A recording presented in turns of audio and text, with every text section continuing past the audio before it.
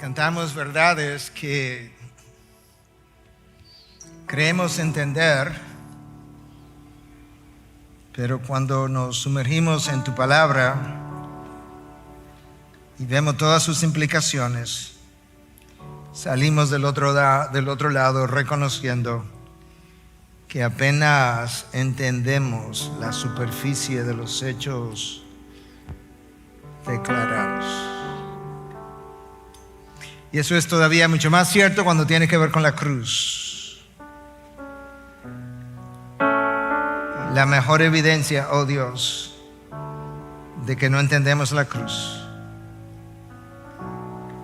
no es simplemente el hecho de que el dador de vida haya muerto en un madero.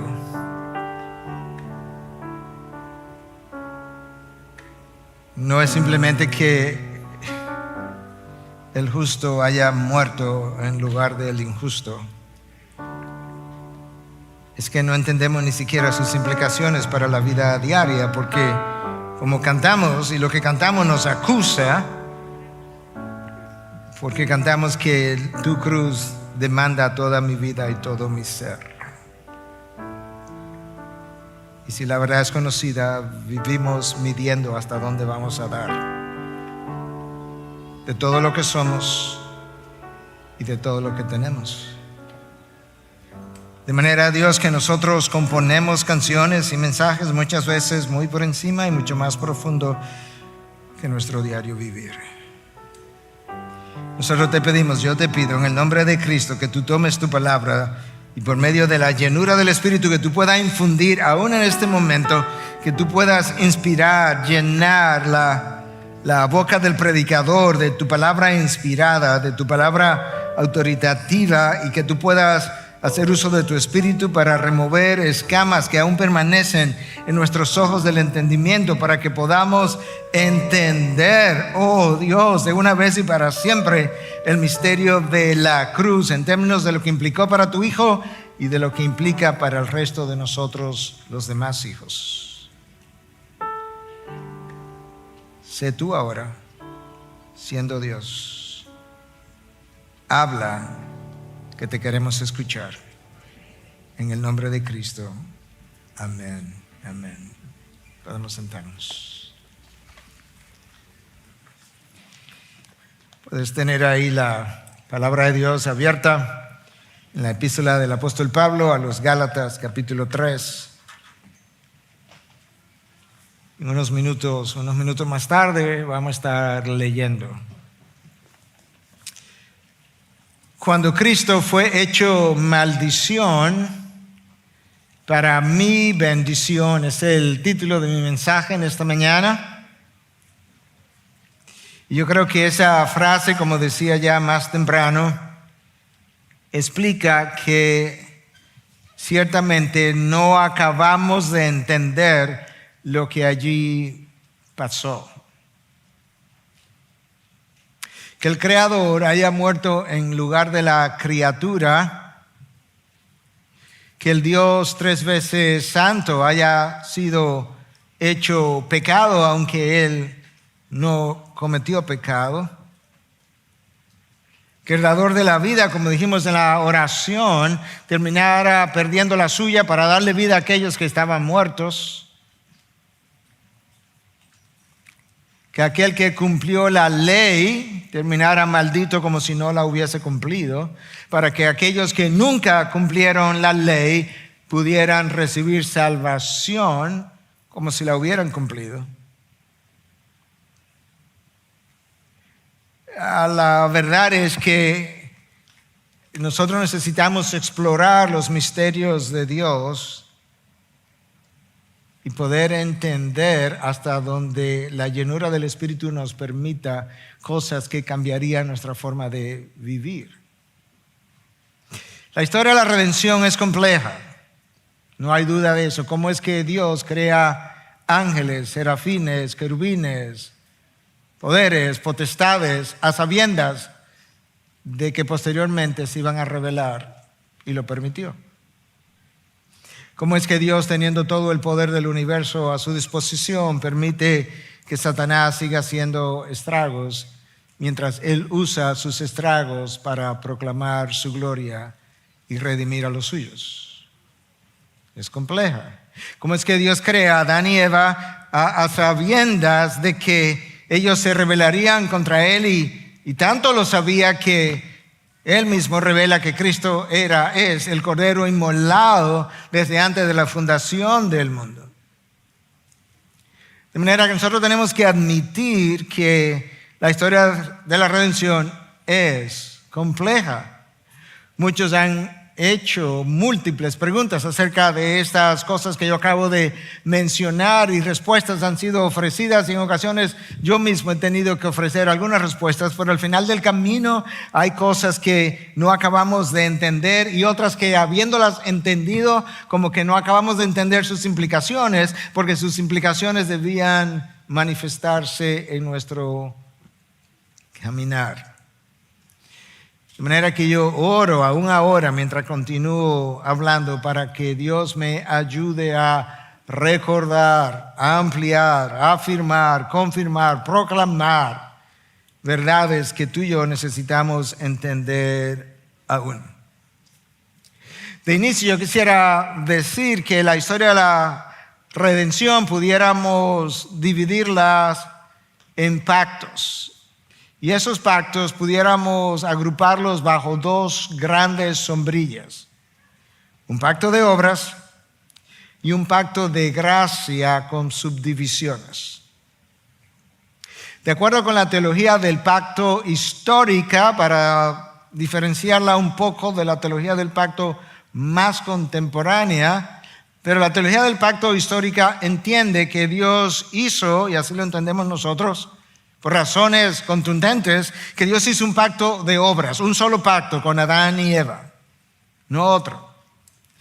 Y en ese pacto ellos leyeron que tenían un solo chance de fallar, no más. El día que peques, morirás. Y cuando así ocurrió, así murieron. No solamente murieron espiritualmente, pero fueron expulsados de la presencia de Dios sin un segundo chance.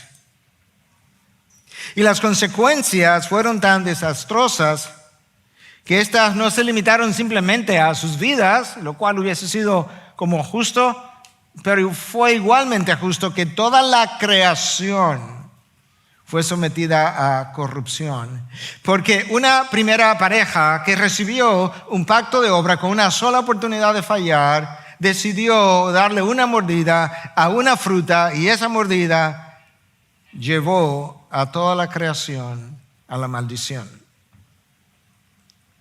Eso nos da desde el inicio una idea de la santidad de Dios, de la irreverencia que implica transgredir su ley. Ese es el mundo en el que nosotros vivimos.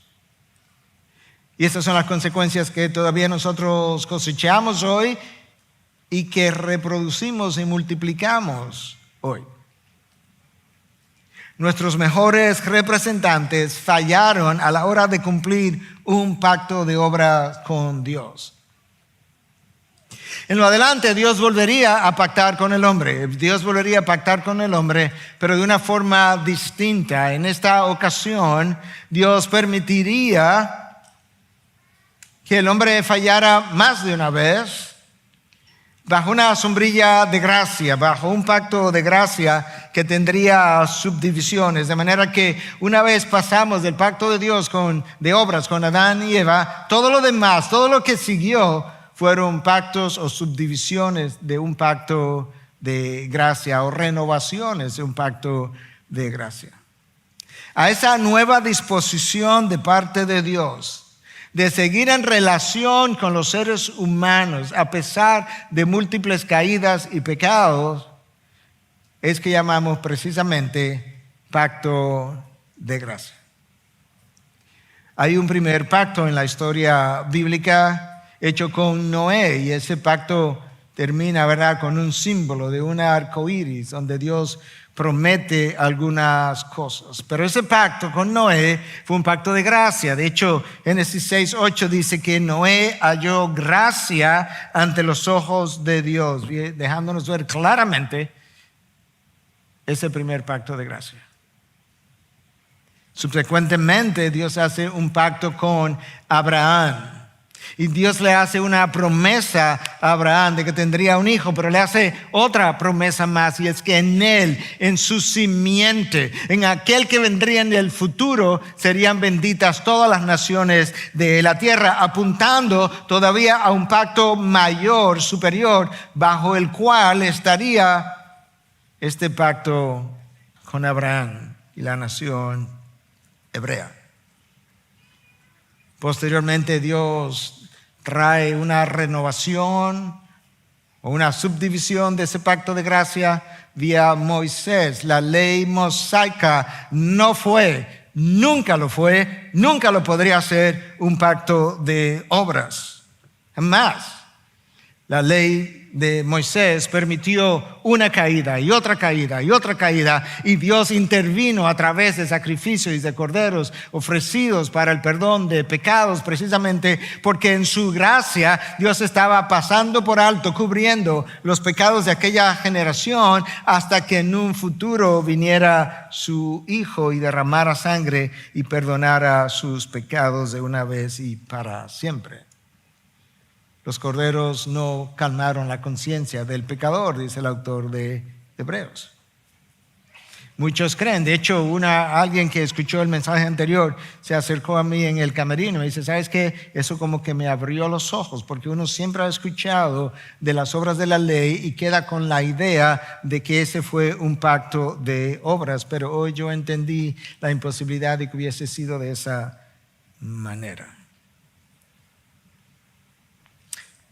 Cuando Dios levantó a Moisés como mediador de ese pacto, Él le dice a Moisés que vendría un tiempo cuando, escucha, Él levantaría un profeta de entre sus hermanos y pondré mis palabras en su boca y Él les hablará todo lo que yo le mandé. Deuteronomio 18:18, apuntando a Cristo otra vez. Abraham, en tu simiente, Cristo, serán benditas todas las naciones. Moisés, tú vas a preceder a este otro profeta que vendría, en quien serán también benditas las naciones, y a través de quien yo hablaré a mi pueblo y ellos escucharán. Dios trajo otro pacto a través del rey David, en cuyo trono se sentaría el rey eterno, el rey de gloria. Pero el pacto con Noé, el pacto con Abraham, el pacto con Moisés, el pacto con David, todos fueron pactos de gracia violados por aquellos con quienes Dios hizo el pacto, y Dios en su misericordia terminó perdonándolos a todos. Pero todos esos pactos colgaban de el pacto de gracia, no de un pacto de gracia, pero el pacto de gracia que sería hecho por su Hijo en la cruz, a través de la cruz y la resurrección de la que cantamos. Y Él vino y estableció ese pacto con el hombre. Escucha lo que R.C. Sproul dice acerca de estos pactos que estamos hablando. Todo esto porque es vital que tú puedas entender estas cosas antes de entrar al texto de Gálatas, porque el poder no solamente entender mentalmente lo que Pablo está diciendo, pero poderlo de entender de una manera que cambie tu vida requiere ese entendimiento. Escucha lo que R.C. Sproul dice acerca de estos pactos. Técnicamente, desde una perspectiva, todos los pactos que Dios hace con las criaturas son de gracia, en el sentido en que Él no está obligado a hacer promesas a sus criaturas. Él no estaba obligado ni siquiera a crear a Adán y Eva, pero los creó. Pero R.C. entendió que ese primer pacto fue de obras. Pero la distinción entre el pacto de obras y la gracia es llegar a algo que es de vital importancia, porque tiene que ver con el evangelio. El pacto de gracia indica la promesa de Dios de salvarnos, incluso cuando no cumplamos con las obligaciones impuestas en la creación. Esto se ve de forma más importante en la obra de Jesús como el nuevo Adán. Una y otra vez el Nuevo Testamento hace la distinción y el contraste entre el fracaso y las calamidades causadas a la humanidad a través de la desobediencia del Adán original y los beneficios que fluyen a través de la obra de la obediencia de Jesús, que es el nuevo Adán. Aunque hay una clara distinción entre el nuevo Adán y el viejo Adán, el punto de continuidad entre ellos es que ambos fueron llamados a someterse a una perfecta obediencia a Dios. Se habla en ocasiones del pacto de Dios con Dios, donde Dios Padre le exige al Hijo un pacto de obras, donde Él tendría que obrar y tenía un chance de fallar y no más. Cristo cumplió a la perfección las obras de la ley, lo cual nadie había podido hacer ni ha podido hacer hasta ahora. A ese cumplimiento de las obras de la ley llamamos la obediencia activa de Jesús, donde Él activamente cumplió con todos y cada uno de los requisitos impuestos por la ley. Es esa obediencia activa de Cristo que nos da, que nos permite recibir sus méritos en nuestra cuenta, como si nosotros hubiésemos obedecido la ley, y son sus méritos los que nos permiten entrar al reino de los cielos. Cuando Cristo fue a la cruz y murió sin quejarse y aceptando todo el peso de la ley de parte de Dios Padre, a eso llamamos la obediencia pasiva de Jesús, y es su obediencia pasiva la que me perdona de pecado, pero es su obediencia activa la que me pasa de un estado neutral donde mis pecados han sido perdonados a un estado donde yo tengo méritos para entrar, pero no los míos sino los de Cristo. ¿Hasta ahí vamos bien? ¿Se va entendiendo? Adán y Eva, sin una naturaleza pecadora, fueron incapaces de cumplir con la ley de Dios. Y ahora nosotros, que sí tenemos una naturaleza pecadora, somos más incapaces de cumplir con la ley de Dios. Y esa es la razón por la que Pablo está chocado, él no puede entender.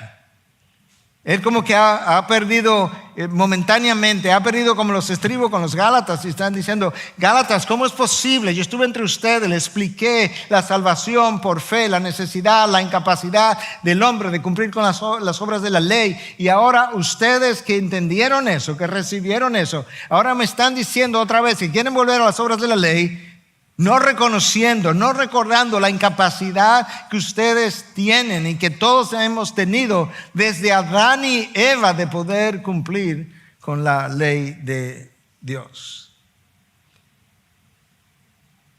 Y eso es por lo que Él está hablando. Escuchen, yo les quiero recordar cuando Cristo fue hecho maldición para mi bendición, que es el mensaje o el título del mensaje de esta mañana. Yo quiero que ahora puedas leer conmigo en Gálatas 3, del 10 al 14. Porque todos los que son de las obras de la ley están bajo maldición. ¿Tú quieres ir en esa dirección? ¿Quieres entrar en el pacto de la ley otra vez? Te recuerdo que está bajo maldición. Porque escrito está: maldito todo el que no permanece en todas, subraya la palabra todas, las cosas escritas en el libro de la ley para hacerlas. Y que nadie justificado ante Dios por la ley es evidente, porque el justo vivirá por la fe. Sin embargo, la ley no se basa en la fe. Al contrario, el que las hace vivirá por ellas. ¿Tú quieres tratar de hacer las obras de la ley? Tú puedes vivir por ellas. Ve e inténtalo otra vez. Cristo nos redimió de la maldición de la ley, habiéndose hecho maldición. Ahí está la primera parte del título de mi mensaje. Cuando Cristo fue hecho maldición, habiéndose hecho maldición por nosotros, Porque escrito está, maldito todo el que cuelga de un madero, la segunda parte del título del mensaje, a fin de que en Cristo Jesús la bendición de Abraham viniera a los gentiles, a nosotros, para que recibiéramos la promesa del Espíritu mediante la ley. Aquí hay dos grupos identificados. Un grupo que aparentemente, ya sea porque estaban confundidos o habían sido seducidos o algo parecido, había llegado a creer que podían nuevamente intentar cumplir las obras de la ley. Y Pablo les diría, bueno, pues están bajo maldición. Y otro grupo que había decidido buscar su salvación poniendo su fe en Cristo Jesús, que sí cumplió la ley y quien se hizo maldición para que yo pudiera recibir bendición. Escucha el versículo 10 otra vez. Porque todos los que son de las obras de la ley están bajo maldición. Pues escrito está, maldito todo el que no permanece en todas las cosas escritas en el libro de la ley para hacerla. Eso que yo acabo de leer es una cita. Es una cita del Pentateuco, te la voy a leer en un momento. Pero déjame darte el contexto de la cita. 40 años después de ambular por el desierto, llegamos al final de la travesía, estamos frente al Jordán, Moisés no va a entrar, pero Dios instruye a Moisés que le hable al pueblo. Y el pueblo pasa 1 o 2 meses ahí y cruza el río. En ese tiempo se escribe el libro de Deuteronomio. Moisés entonces instruye al pueblo conforme a lo que Dios les había dicho. Moisés les dice, cuando crucen el río Jordán, esto es lo que necesitan hacer. Vamos a dividir las 12 tribus. 6 van a estar en el monte Gerizim y 6 van a estar en el monte Elba. Estas 6 van a repetir las maldiciones que caerían sobre ustedes de no obedecer el pacto. Y estas otras 6 van luego entonces a repetir las bendiciones que vendrían sobre ustedes en caso de obedecerlo. De manera que la idea era como esta: van a recitar de forma antifonal, no sé si esa es la palabra en español, pero es como maldito y maldito. Tiene que leerlo porque está así mismo, maldito, un versículo tras otro. Y luego entonces este otro grupo, y bendito este, y bendito aquel, y bendeciré aquel, y bendeciré al otro. En ese contexto, nosotros nos encontramos con la cita de Gálatas 3:10 que leímos. Deuteronomio 27:26. Maldito el que no confirme, obedezca, guarde, dependiendo de su traducción, las palabras de esta ley para ponerlas por obra. Y entonces, mientras estas tribus estaban supuestas a decir esto, escucha lo que dice ahora: y todo el pueblo dirá amén. Es como que el pueblo va a escuchar este último versículo que leí acerca de que maldito es todo aquel que no permanezca, no obedezca las obras de la ley. Y el pueblo va a decir, sí, así sea, que sea exactamente de esa forma sobre nosotros. Pablo conocía la ley. Y Pablo sabía, llegó a entender no solamente la ley, llegó a entender cómo es que la ley nos maldice. Pero la palabra de Dios también declara la incapacidad que el hombre tiene para cumplir la ley. Y no lo hace en el Nuevo Testamento simplemente. No, está revelado desde el Antiguo Testamento, no solamente en Hechos, donde los mejores fallaron, sino que lo declara en palabra. Escucha, Primera Reyes 8:46. Pues no hay hombre que no peque. No hay, ni uno, ni siquiera uno. Isaías 53:6. Todos nosotros nos descarriamos como ovejas, nos apartamos cada cual por su camino. Todos nosotros. Eso es el Antiguo Testamento. Romanos 3:10. No hay justo ni aún uno. Pero eso es una cita del Antiguo Testamento. No hay justo ni aún uno. Romanos 3:23, por cuanto todos pecaron y no alcanzan la gloria de Dios. Como eso es una imposibilidad expresada en el versículo 10, Pablo ahora en el versículo 11 dice, y que nadie es justificado ante Dios por la ley es evidente, es obvio, está claro, es como que eso no necesita demostración, no necesita ilustración, no necesita explicación. Es evidente que nadie es justificado por las obras de la ley, ahí están los hechos y ahí están las declaraciones de la palabra de Dios. No hay hombre que no peque, no hay justo, ni siquiera uno. Todos nosotros nos hemos desviado como ovejas. Y entonces Pablo, ¿cómo llegamos a obtener salvación? En el mismo versículo 11, porque no hemos salido de él, segunda parte, porque el justo vivirá por la fe. Y eso tampoco es Nuevo Testamento. Habacuc 2:4, el justo por la fe vivirá. Génesis, Abraham creyó y le fue contado por justicia. No Abraham obró, Abraham creyó y le fue contado por justicia. La salvación por fe pone su confianza en el Cristo que ya cumplió la ley. La salvación por obras pone su confianza en el hombre que intentará, sin poder, cumplir las obras de la ley. La ley condena a todo el mundo por igual, a todo el mundo que no la cumple. Cristo cumplió la ley y aún así terminó condenado, no porque Dios es injusto, no porque no la cumplió, sino porque cuando Él decidió cumplirla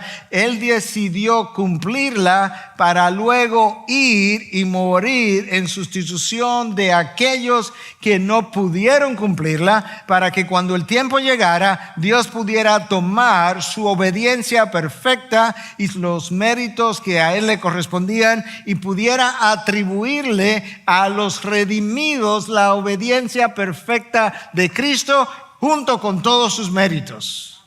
Wow.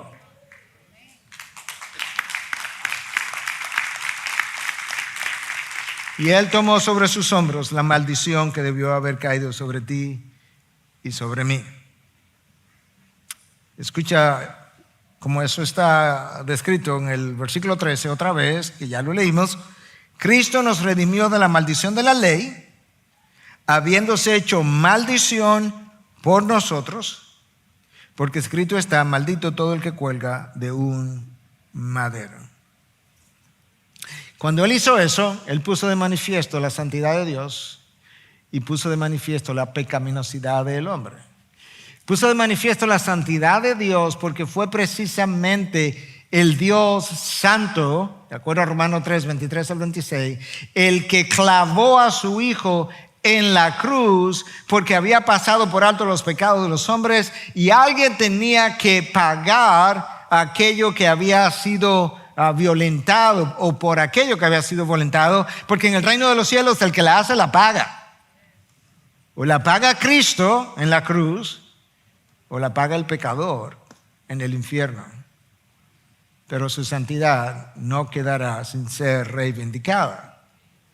La cruz también puso de manifiesto la pecaminosidad del hombre, porque es mi pecaminosidad lo que hace que Cristo en la cruz sea tratado brutalmente si Él iba a morir en mi sustitución, porque eso era precisamente lo que a mí me correspondía. Es la cruz que a mí me ayuda a entender la gravedad de mi pecado. Cuando yo veo el castigo que le fue impuesto a un hombre justo, que fue lacerado, latigado, escupido, golpeado, desnudado, colgado y traspasado, y luego yo digo, eso era lo que yo merecía, entonces comienzo a entender, wow, ciertamente mi pecado es horrendo. ¿Mis peores pecados? No.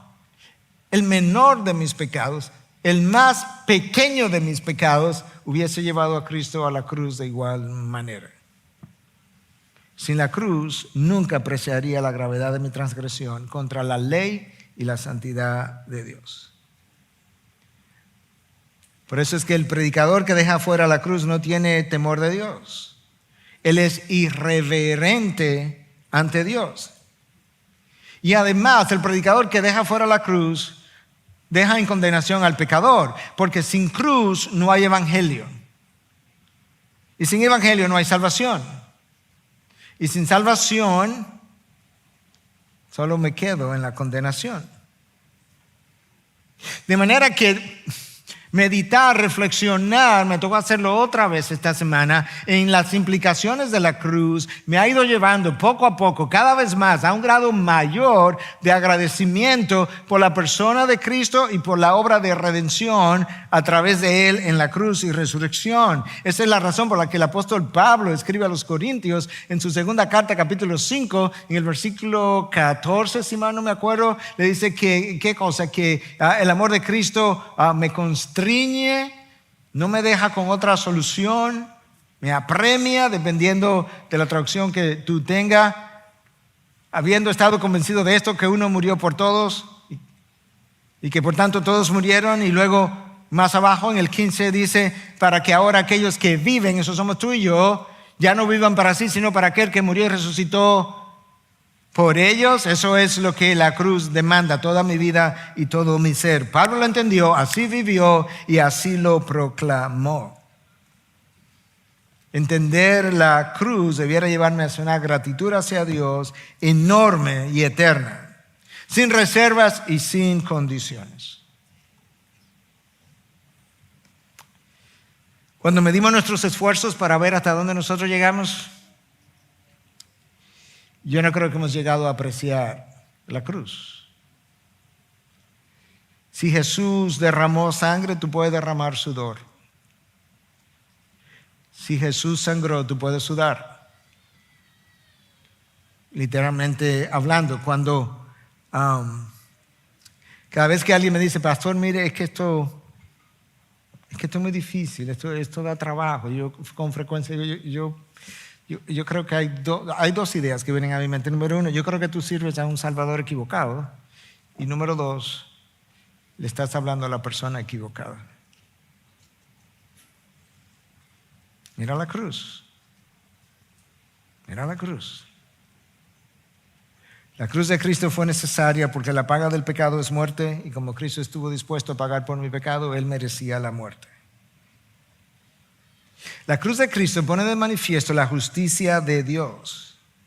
Seguro tú has dicho o has escuchado en ocasiones decir, Dios no es justo. ¿En serio? ¿Tú no has visto la cruz? Échale un vistazo a la cruz otra vez para que tú veas cuán justo es Dios. Dios era tan justo que Él prefirió cuando el Padre y el Hijo hablaron, esto es una conversación que yo estoy creando obviamente, pero cuando el Padre y el Hijo hablaron y se pusieron de acuerdo, esto es más o menos lo que debió como haberse entendido. ¿Sabes qué? Si tú quieres ir a ocupar el lugar del pecador, tú sabes lo que tiene que ocurrir. Tiene que ocurrir exactamente lo que ocurrió en la cruz, porque mi justicia es tal que yo no puedo perdonar un pecador. Yo prefiero clavarte a ti, hijo, de la forma más brutal posible en una cruz antes que pasar por alto, voltear la cara, hacerme el ignorante de los pecados de los hombres y enviarlo a la gloria. Eso es una imposibilidad. Si tú quieres ver si Dios es justo, la cruz muestra su justicia. Lo increíble de la cruz es que Dios ahí mismo no solamente muestra que Él es justo, sino que Dios muestra que Él es misericordioso, porque de la misma manera, a través del mismo acto que Él muestra que es justo, Dios es también el que justifica al pecador. ¡Wow! Dios mata a su Hijo para darnos vida a nosotros. Cuando mata a su Hijo, muestra cuán justo Él es. Y cuando nos das vida a nosotros, muestra cuán misericordioso Él es. La muerte de Cristo fue necesaria para traer a un grupo de personas de la muerte a la vida conquistando el pecado y la tumba. Cuando Cristo murió, perdón, ahí en la cruz, Él dejó ver que Dios odia el pecado. Lo odia tanto que prefirió clavar a su Hijo. Y no solamente mostró eso, sino que al mismo tiempo mostró que Él ama al pecador, a quien Él ha elegido y por quien Él dio a su Hijo en ese madero. El pacto que Dios hizo con Adán y Eva fue quebrantado, todos nosotros lo sabemos. El pacto que Él hizo con Noé, con Moisés, con Abraham, con David, todos y cada uno de ellos fueron quebrantados. Y sin embargo, Noé, Abraham, Moisés, David recibieron salvación. Recibieron salvación porque estaban todos ellos bajo una gran sombrilla de un pacto de gracia que el Mesías vendría a firmar de una vez y para siempre, de tal forma que por esa acción de Dios ellos pudieran ser salvos. De hecho, la mayoría de los teólogos entienden, y lo vemos de esa misma forma, que aún Adán y Eva recibieron salvación tipificado por esta cobertura con pieles que Dios trajo sobre ellos, como dejándonos ver implícitamente que para tener estas pieles disponibles, Él mató a un animal, ahí hubo derramamiento de sangre, y por ese derramamiento de sangre hubo perdón de pecados para ellos, apuntando a el derramamiento de sangre de el Mesías que firmaría un pacto de gracia debajo del cual estarían todos los demás. Cada uno de nosotros sabe que es culpable.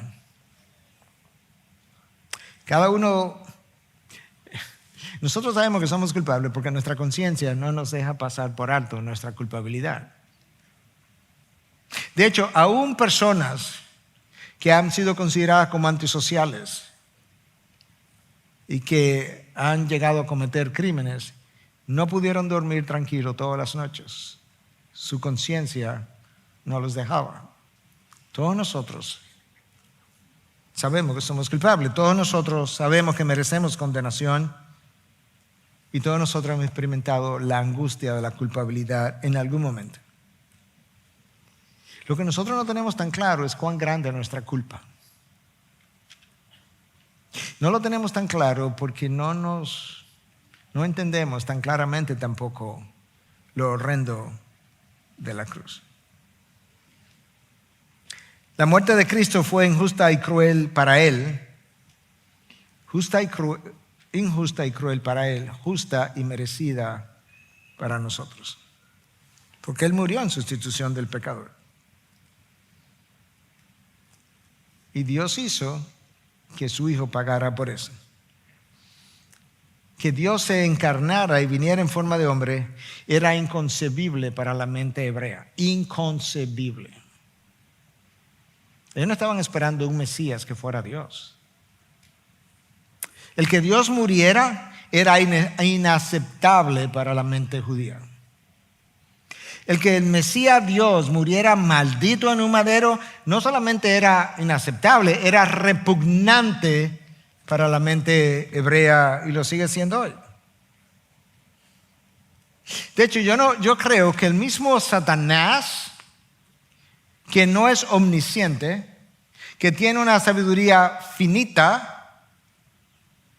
en la eternidad pasada, yo no creo que Él se percató de que Dios podía concebir un plan de redención para rescatar a la raza humana que pudiera dar resultado precisamente conociendo Él mismo en su propia existencia la incapacidad para cumplir la ley de Dios a menos que te mantenga en dependencia de ese Dios y bajo su señorío.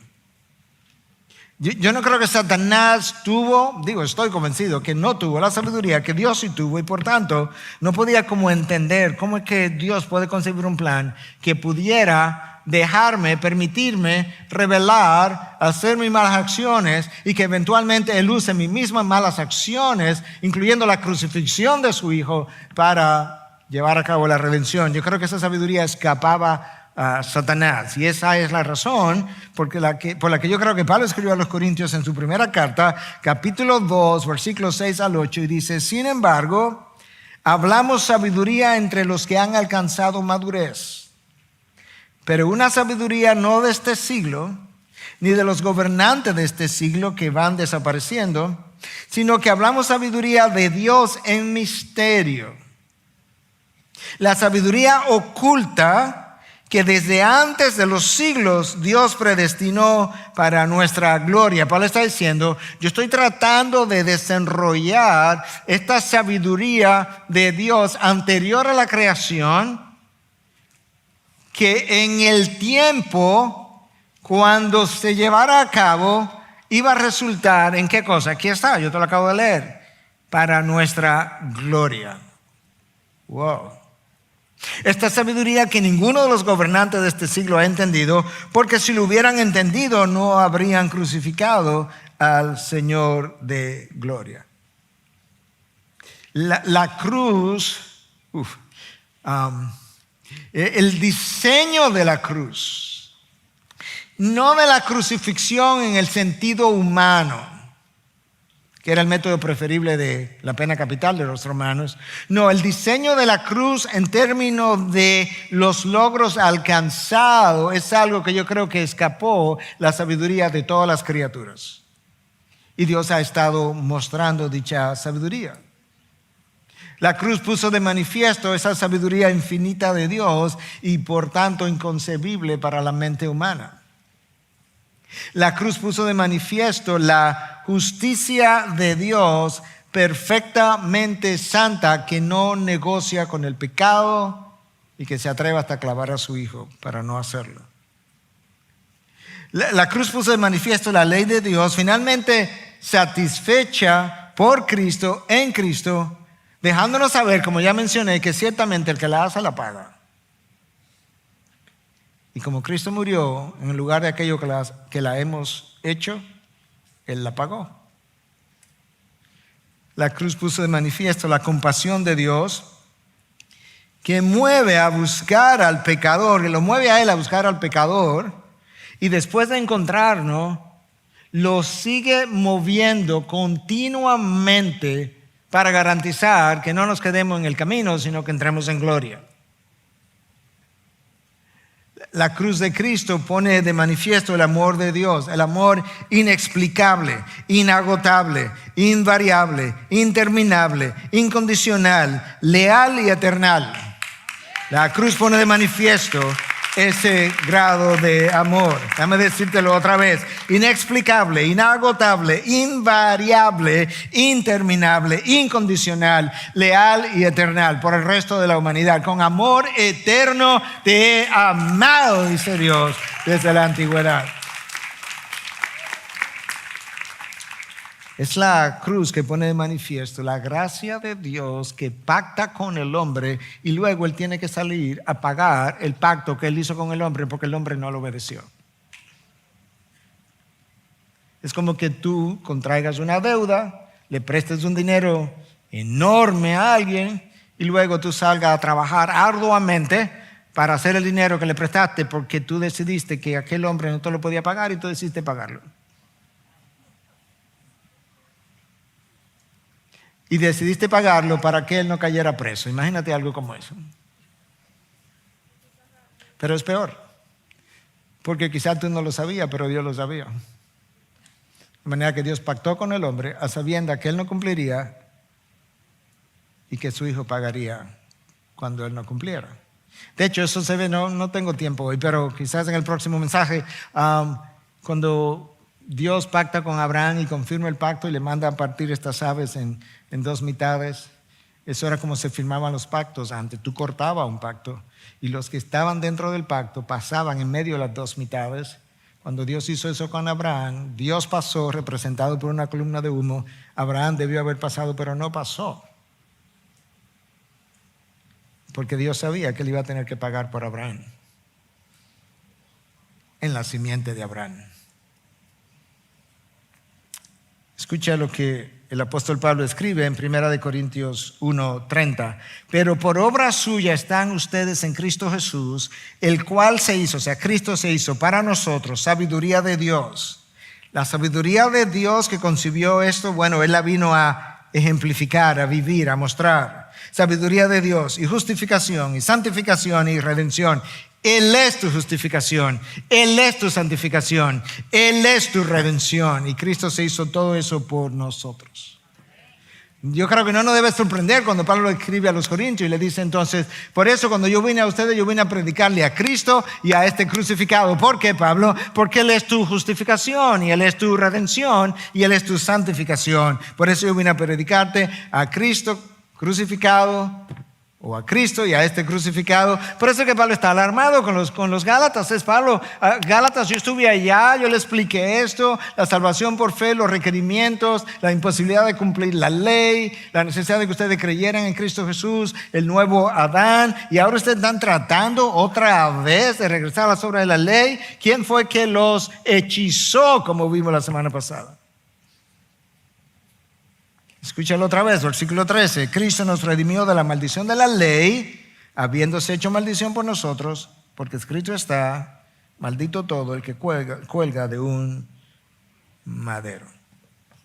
Si nosotros predicamos y dejamos la cruz afuera, deshonramos al Hijo y ofendemos al Padre. Deshonramos al Hijo y ofendemos al Padre. Cuando Cristo fue y se colgó en ese madero, ya Él había cumplido la ley. Le quedaba simplemente cumplir con lo que tenía que hacer en la misión, en la cruz. Y cuando Él estaba ya a punto de expirar, de morir, Él dice, ¿qué cosa? Tetelestai, consumado es. Todo ha sido hecho. Wow. Ya no hay más que pueda agregar, no hay obras. Todavía en el día de hoy, dijimos, billones de personas están contando con hacer obras. No importa si son de la ley o no de la ley, con hacer obras pensando que esas obras pueden agregar algo a su salvación, cuando Cristo dijo, consumado es, hecho está, todo ha terminado. No le puede agregar nada a mi sacrificio suficiente en la cruz. Hay una sola cosa que puede hacer, y es que confíe en lo que te estoy revelando, de que mi sacrificio es sustitutivo en tu lugar, y mi sacrificio al mismo tiempo es quien expía, es expiatorio, es quien perdona, o es lo que perdona tu pecado. Tetelestai, una sola palabra en el griego. Alguien dijo que esa es la palabra más grande que el hombre más grande haya pronunciado en el día más grande. La palabra más grande que el hombre más grande haya pronunciado en el día más grande. Desde la caída de Adán, en ningún lugar del planeta se ha pronunciado una palabra de tanto peso. Charles Spurgeon, el predicador del siglo XIX, decía que esa sola palabra es un océano de significado en una gota de lenguaje. Es una sola palabra y un océano de contenido. Y eventualmente él agregó, esta sola palabra necesitaría todas las otras palabras que hayan sido pronunciadas alguna vez o que se puedan pronunciar para explicarla. Es completamente inconmensurable, no se puede medir. Es alto, no puedo alcanzarlo. Es profundo, no puedo entenderlo. Wow. ¿Cómo yo puedo entender que cuando Cristo terminó ya todo estaba hecho? Es una palabra que no fue Cristo que la acuñó. Cristo la tomó prestado, por así decirlo, del lenguaje diario. Es una palabra que había sido usada por esclavos y siervos cuando recibían una misión de parte de sus amos. Cuando ellos terminaban, se sentían como seguros que el amo no le iba a castigar por algo. Ellos iban donde él, les decían, amo, tetelestai. Está hecho, lo puedo inspeccionar si tú quieres. Es una palabra que fue usada por artistas.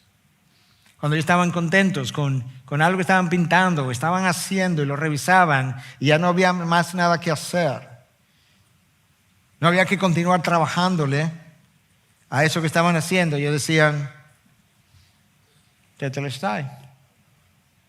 Ellos miraban su obra.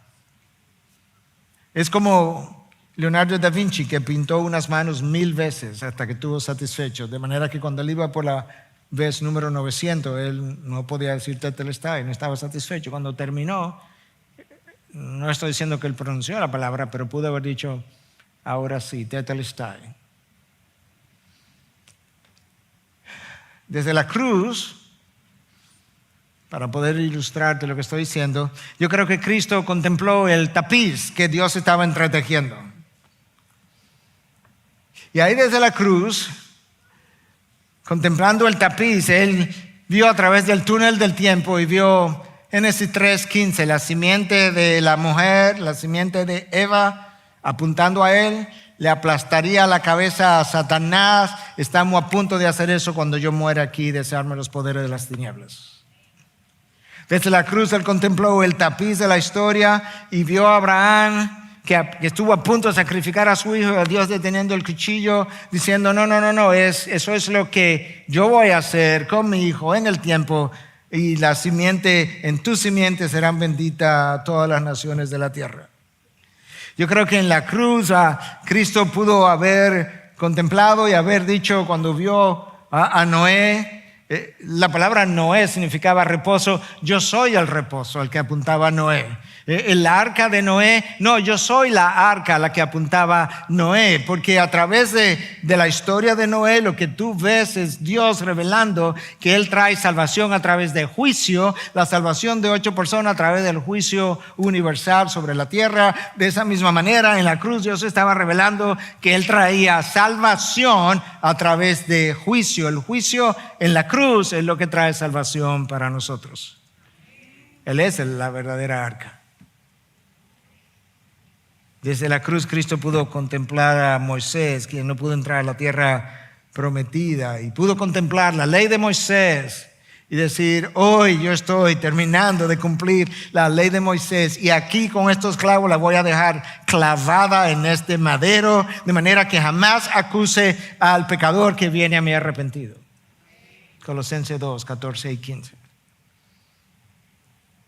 Allí colgaba el descendiente de David, que cumplió el pacto que David no cumplió y que se sentaría en su trono. A ese tapiz es que me estaba refiriendo cuando simbólicamente decía, es como el artista que contemplaba su obra y decía, Tetelestai. Los sacerdotes usaban la palabra cuando inspeccionaban el cordero y lo encontraba de 1 año de edad, sin mancha, sin defecto. Decían, Tetelestai, está perfecto, aquí está, lo puedes sacrificar. Cristo está ahí como el cordero perfecto, siendo inmolado. Tetelestai era usado por los comerciantes cuando habían contraído un préstamo y deuda con alguien y quedaba un pagarés todavía, ese último pagarés. ¿Te acuerdan de la frase, debo y pagaré? Bueno, ese último pagaré, Tetelestai, se cerró la cuenta. Había una cuenta que había quedado abierta. Cristo va, cumple la ley, paga la cuenta. Terminamos con la deuda. Tetelestai, consumado es. Pago, redimidos los elegidos de Dios. En la cruz Cristo no nos hizo redimibles, nos hizo redimidos. Cuando Cristo dijo Tetelestai, le estaba poniendo fin a algo y estaba dando comienzo a algo. Él puso fin a los sacrificios del Antiguo Testamento. ¿Tú recuerdas los sacrificios del Antiguo Testamento? El sacerdote tenía que ofrecer uno en la mañana y uno en la noche, y después todos los sacrificios que vinieran en el camino, traídos por pecadores que venían a arrepentirse delante de Dios todos los días. Y esto tenía que quedar tan claro que el sacrificio no podía calmar y perdonar los pecados de aquellos que venían, simplemente podía cubrirlos. Fue tanto así que el sacerdote no se podía sentar todo el día, aunque no tuviera nadie ahí para sacrificar, porque eso era continuo. Pero cuando Cristo vino y se ofreció, escucha el autor de Hebreos en 1:3 lo que dice: después de llevar a cabo la purificación de los pecados, se sentó a la diestra de la majestad en las alturas. ¿Por qué? Porque por un sacrificio Él hizo perfectos para siempre a aquellos que son santificados. Una sola ofrenda, no más. En la cruz, Cristo cumplió todas las profecías que se referían a Él y su primera venida, y allí quedaron cumplidas. Cuando Él dijo Tetelestai, en ese momento Él desarmó los poderes de las tinieblas. Colosenses 2, 14 y 15. De manera que Tetelestai simbolizó el fin de toda una larga era y el inicio de una nueva era hasta la eternidad. Y ese día Cristo firmó con sangre un mejor pacto con mejores promesas. Un pacto eterno. A través de un mejor mediador. Escucha, un pacto que no dependía de mi obediencia, sino de la suya. Wow. Un pacto que nos entregó una ley no escrita en un documento, sino en nuestros corazones, como había sido profetizado a través de Jeremías y Ezequiel.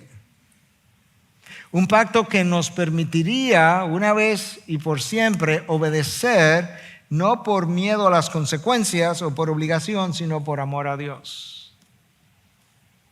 Un pacto que no fue dado a una sola nación, la nación hebrea, como los pactos anteriores, sino un pacto que permitiría que gente de toda tribu, lengua, pueblo y nación pudiera juntarse y adorar a nuestro Dios como un solo pueblo. Un mejor pacto con un mejor mediador. Y esa es la razón, escucha, gente de todo pueblo, tribu, lengua y nación, donde tuve parte de eso en el texto de hoy. Míralo aquí, versículo 14. A fin de que en Cristo Jesús la bendición de Abraham, una sola nación, la nación hebrea, viniera a los gentiles, pueblo, tribu y nación, para que recibiéramos la promesa del Espíritu mediante la fe, tanto ellos como nosotros. La promesa del Espíritu mediante la fe. La salvación siempre ha sido por fe, por medio del Espíritu que nos regenera, y por confianza y creencia en el Dios que nos redimió. Y esa es la razón entonces, cuando tú comienzas a entender todas estas cosas, por la que tú debieras recordar y la palabra debiera retumbar en tu mente: Tetelestai, consumado es, Tetelestai, consumado es, Tetelestai, consumado es, hecho está, y tú puedas recordarte a ti mismo y recordarle a tu enemigo cuando te acusa: escúchame, todo ha sido hecho, todo ha sido concluido, la ley ya no me puede condenar porque Cristo me ha redimido, me ha salvado, me ha garantizado, tiene un lugar preparado para mí, y ahora yo quiero obedecerle, no porque yo tengo una obligación, no porque yo quiero salvación, yo quiero obedecerle porque yo le amo y porque Él ha hecho posible, no solamente que le ame, sino que yo pueda estar agradecido, que yo pueda entender y celebrar y proclamar por el resto de la eternidad que Cristo es Señor y Redentor de todos aquellos que hemos llegado a la presencia de nuestro Dios. Padre, gracias. Gracias en Cristo. Gracias por Cristo. Gracias por su increíble intercambio, donde Él me dio lo que yo no tenía para hacer posible lo que yo no podía. Gracias porque tomó mi pecado y me dio su rectitud. Gracias porque se hizo maldición para que yo recibiera bendición. Gracias porque murió como un maldito para que yo viva como un bendito. Padre, gracias, gracias, gracias por un intercambio que ninguno de los hombres de este siglo, de esta era, de este lado de la gloria, es más, ninguno de los ángeles caídos, es más, de los ángeles no caídos, pudo haber concebido algo como lo que tú en tu sabiduría eterna concebiste para salvar a los hombres y salvar tu creación. Todavía no lo entendemos, pero gracias por dejarnos ver en buen dominicano un cachito de tu sabiduría. Y aún ese destello de tu sabiduría nos asombra, nos humilla, nos honra, nos bendice y debiera movernos. Gracias por tu precioso y glorioso intercambio en Cristo Jesús. Amén, amén. Bendiciones. Gracias por acceder a este recurso. Espero que haya sido de gran bendición para tu vida. Te sugiero que te suscribas a este canal de forma que tú puedas recibir notificación la próxima vez que hayamos subido un nuevo recurso que pueda servirte de instrucción y bendición.